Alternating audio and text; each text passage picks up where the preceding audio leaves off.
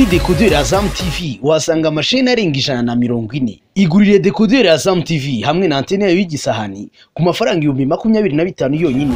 Ushobora kugura ifatabuguzi rya Azam Pure ku 3,500 gusa ku kwezi. Hari kandi ifatabuguzi rya Azam Plus ku mafaranga 4,500. Wakwigurira kandi Azam Play ku mafaranga 6,500.